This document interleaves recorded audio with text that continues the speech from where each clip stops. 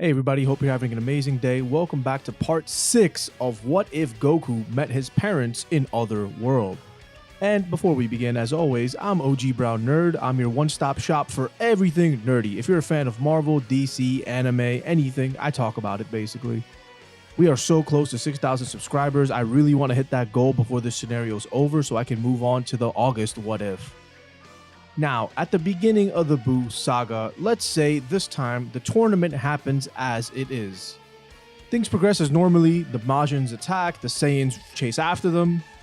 Buu is defeated before he's even hatched. Alright, that's the scenario. Peace. Just kidding, because this time the Saiyans are going to return back to the World Martial Arts Tournament. And we are going to get the most epic battle royale between Raditz, Broly, Gohan, Goku, Vegeta, Bardock, Gine, and Android 18. Mr. Satan is immediately knocked out, and it is the greatest fight the tournament has ever seen. It is the greatest spectacle in World Martial Arts history. Slowly but surely, fighters begin getting eliminated, and the top 5 end up being Goku, Bardock, Broly, Raditz, and Vegeta. And now this is when it gets crazy, because Bardock unveils Super Saiyan 3. The pinnacle of the Super Saiyan forms, and this is the form he's been working on since Cell. With Super Saiyan 3 Bardock, he quickly dispatches Goku and Vegeta, while Raditz and Broly continue escalating their own power. Android Raditz's power is unlimited, remember. And Broly is an untapped monster. He's been working on controlling his power, and it is astonishing. But this is a tournament with rules. So while the three of them fight, before Raditz and Broly can fully achieve their peak potential, Bardock wins. His great combat experience winning out. Because he knew if left unchecked, Raditz and Broly would continue escalating in power. He had to dispatch them quickly. Experience is the true champion of today's battle royale, and Gine is so proud of her husband, while Vegeta and Goku realize the level they need to strive for. They're the only unmodified pure-blooded Saiyans. Broly's a genetic freak, Bardock has so much experience, and Super Saiyan 3, and Raditz is the only android Saiyan in existence. They understand the severe disadvantage they're at, and they see it. So now, as we enter the God Saga, Bardock is the strongest fighter for now in terms of both technique and strength. Now, during the time skip to Super, a lot of things go down because remember, Goku and Vegeta want to strive for a new level.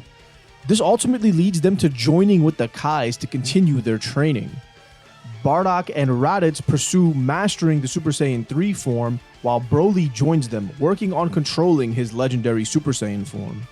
Gine is actually super content at Mastered Super Saiyan 2. The strain of Super Saiyan 3 isn't worth it for her, and it's just not worth training to undo the drawbacks of it. Her, Gohan, Trunks, and Goten spend most of their time training and hanging out with Chi-Chi and Videl. But with Goku and Vegeta on the Kai planet, they discover something. Not only do they realize that deities have different ki, they realize a completely different path of power for them. Something that channels the Saiyans' primal ape instinct and merges it with the power of their base form. You see, they recall when they met Broly, his Ikari form, the power of a great ape fused in his normal Saiyan body. They've only seen it with him, and they decide to pursue this, wanting to explore this avenue. They don't know how to get there without their tails, but they do know about Blutz Waves, and the Kais, being grateful for their help against Buu, help the Saiyans with this. They're deities after all. I'm sure they can create artificial moons and probably just shoot out Blutz Waves from their hands. Goku and Vegeta also learned the Kai from the Kais. Say that 5 times fast. Of course, during this training, Elder Kai gets freed and he offers to unlock the Saiyan's potential, and this is exactly what Goku and Vegeta want. Now, the ritual is a bit different here, and when it's completed, the two actually unlock the ability to harness their great ape power in base. While the boost is significant, it's only about 10x, but it's the principle behind this transformation that will help them unlock its true potential. Goku and Vegeta work diligently with the thought of passing Bardock in their mind. Between their determination, the Kais, and the Blutz Waves, they unlock the true secret of a Saiyan. This technique requires them to turn into apes and then golden apes. Goku takes a while because he never actually controlled his grade 8 form, but eventually the two of them achieve this new state. They discover the form, they don't share it with anyone just yet, they're working on its kinks, but one day during Bulma's birthday party, it's interrupted. Beerus, the god of destruction, arrives and he approaches Vegeta asking him, "Do you know of the Super Saiyan god?" Vegeta is both perplexed and terrified. He answers truthfully, he doesn't know. They then turn to Paragus and Bardock, the oldest Saiyans present, and Paragus said he's heard of the legend, but isn't it just a story? Bardock scoffs, saying, "So was the Super Saiyan form." Beerus grows impatient at this, and sensing his frustration and also wanting to satisfy his own curiosity, Goku wants to fight him. Saying he doesn't know anything about a Super Saiyan god, but he does know of a Saiyan form that no one's ever seen before. Goku screams, a primal rage growing hairier and red as he becomes the new Primal Saiyan. It's Super Saiyan 4, but they're not going to call it that. The power emanating off of Goku is more powerful than anything anyone's ever felt. He looks at his dad smiling, knowing he's finally got him. Vegeta, curious to see how this form will hold up against Lord Beerus, especially in a real battle. They've only tested it amongst each other.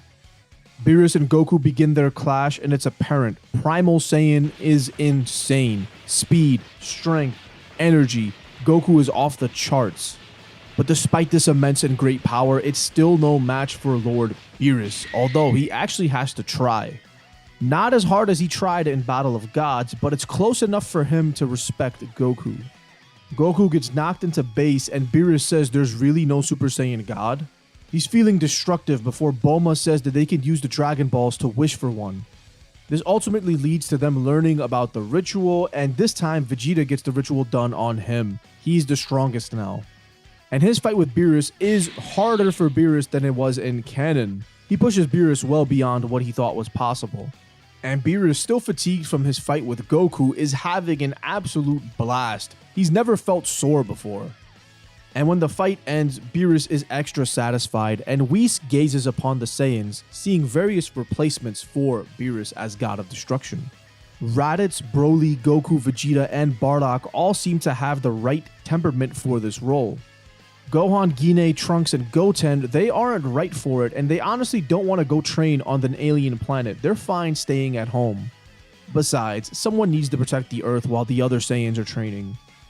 So now on Beerus' world, Whis is subtly trying to deduce who a good God of Destruction candidate is. And he's actually trying to gear the Saiyans toward Ultra Instinct. His ultimate goal is to create a God of Destruction that has mastered it. Beerus is close, but it's not there, and if he manages to create a God of Destruction who can use UI, it would be a perfect balance between destruction and instinct. Now, Goku in this scenario is actually a lot more rougher around the edges in terms of his aggression when fighting. He's trained a lot more with Vegeta. He's still himself, but he's actually not a good candidate for UI in this version of the story. Primal Saiyan is naturally just a more rigid and aggressive form, and Goku's been using it a lot. Bardock is actually the closest in Whis' eyes. If he lets go of his Saiyan pride and accepts fights for what they are, he may be able to use it. And as far as Ultra Instinct goes, Broly and Raditz are beyond unteachable. The best Whis can do is guide them into self-control via the utilization of God Ki. Each of the Saiyans eventually unlock Super Saiyan God, but Goku and Vegeta don't rely on these forms or that path of power. They use the God Ki for Primal Saiyan. It's Limit Breaker Primal Saiyan, basically Super Saiyan 4 Limit Breaker. In terms of raw power, it's the most powerful form yet, up there with legendary Super Saiyan Broly. Now when Bardock and Raditz do the Super Saiyan God form, they also get the red hair, and they strive to unlock Super Saiyan Blue. Broly, his body just absorbs the God Ki into its base. His mutation is unique, not allowing him to become a Super Saiyan God. Spoiler, I just couldn't find a good render of Broly with red hair. Now, as the Saiyans all train their mind, body, and spirits, something on Earth is gonna happen because Resurrection F is taking place in this scenario. And the hero of the story is not who you think it's gonna be, but let me know what you guys think about this part in the comments down below, and don't forget to hit subscribe for more. Peace. 6,000 subscribers, please.